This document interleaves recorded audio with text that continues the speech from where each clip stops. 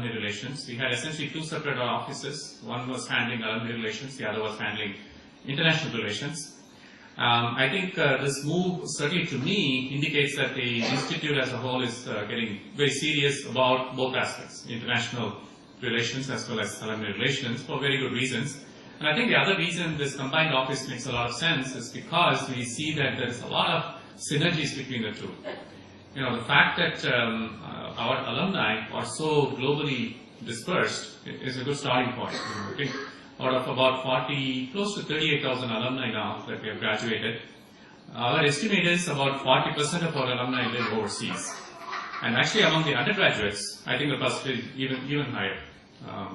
Although, I'm sure you know that the trend is reversing, and today, virtually 90% of our alumni or graduates stay in India. Whether you view it as a positive or a negative is up to you, but that's the fact. And so what we found is, you know, we have so far been looking at alumni relations as kind of an end to itself. And we're putting a lot of effort into building up our alumni relations. And I think, I feel that we have done a good enough job that we now have a firm base of alumni who have a good link with the institute. I think there's good mutual confidence and trust and so on. So we have kind of done the groundwork of building a solid alumni base. Now we are ready to take it to the next level, which is to say we don't look at alumni relations as an end, but as a means to a higher end. So if you look at the institute as a whole, you know, what is the higher end? I think certainly IITs are very well regarded in India. I'm sure you know that.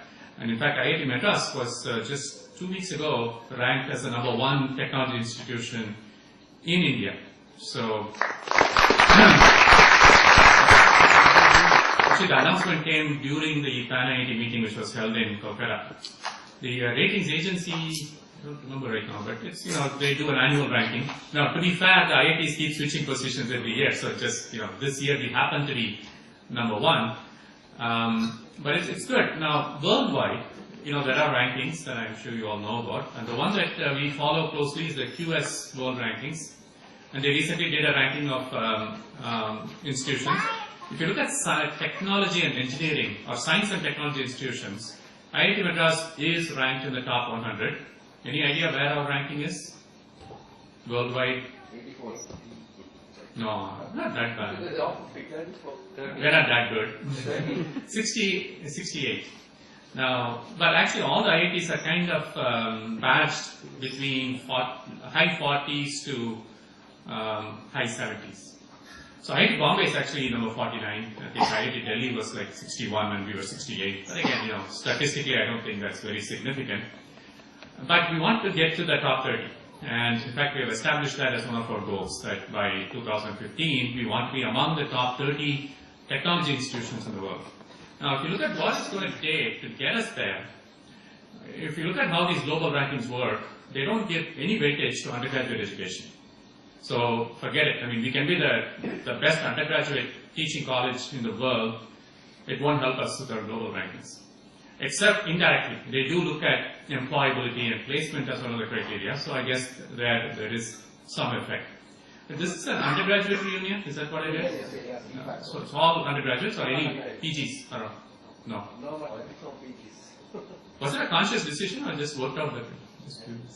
No, I think we. Yeah. No, we tried. No, we sent not the entire list, and I think pretty much the response was largely. Of course, you guys know that a majority of our alumni are PGs. You know, out of these 38,000, something like 21,000 are PG alumni and 17,000 are UG alumni. And that ratio, by the way, is getting worse and worse if you want to look at it that way. In fact, I think in a few years, about 70% of our graduates every year will be postgraduates. Which means we are essentially, all IITs are transforming into research institutions. We are no more undergraduate educational institutions. I think it never were, it was just a perception. But I think that those numbers are changing very rapidly. Now, that's going to help us in a way, you know, getting back to rankings. What these rankings really reflect is your research output, research profile.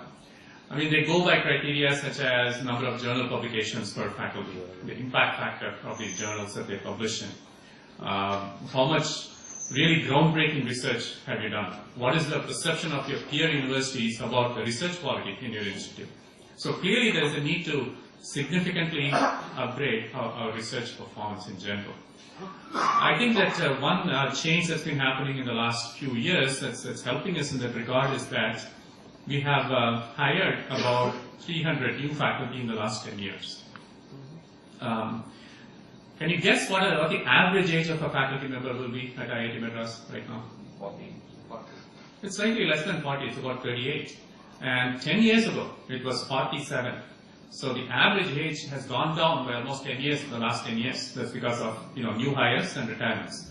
Now, if you look at the profile of these 300 or so faculty that we have hired in the last 10 years, it's very uniform. Most of them have done their PhDs abroad, mostly in the US, some in Europe and Japan and so on. We do have quite a number from IISc in India.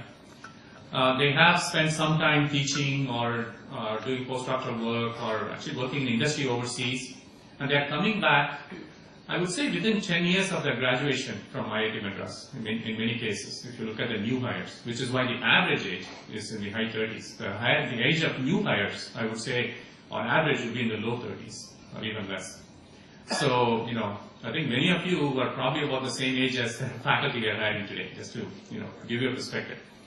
Now, the good thing about that, of course, is that these new guys are very much research focused because they have spent their life abroad and they know that research output is very, very important for their promotions and other advancement. So they're very used to the publish or perish syndrome. So as soon as they come in, they set up a research program, they try to publish a lot, and they remain very technically active and vital. They network with their peers and all that, which is good. Of course, there is a little bit of a downside to that, which is that they are so obsessed with setting up a research program. Sometimes they think teaching undergraduate courses is kind of a nuisance, and they would rather see more senior faculty take it up. But we're always going to have those pros and cons. So I think we're headed in the right direction. Certainly, I think just naturally our research profile will keep getting stronger and stronger. I think this is true of all IITs. Maybe IIT Madras has been a little more successful in faculty hiring. And by the way, Professor M.S. Anand, who retired last year, if you ask him his 3 greatest accomplishments, he would say faculty hiring is number 1. Number 2, he would say is Research Park. I hope you have all heard of IIT Madras Research Park, which is the first of its kind in India, first university-based research park. It's doing fantastically well. Phase 1 was started 2 years ago, sold out, 100% occupancy. Phase 2 was just announced last week. I don't know if you read about it. Saint-Gobain Research is going to be the anchor client. They're taking 4 floors in the new research park building.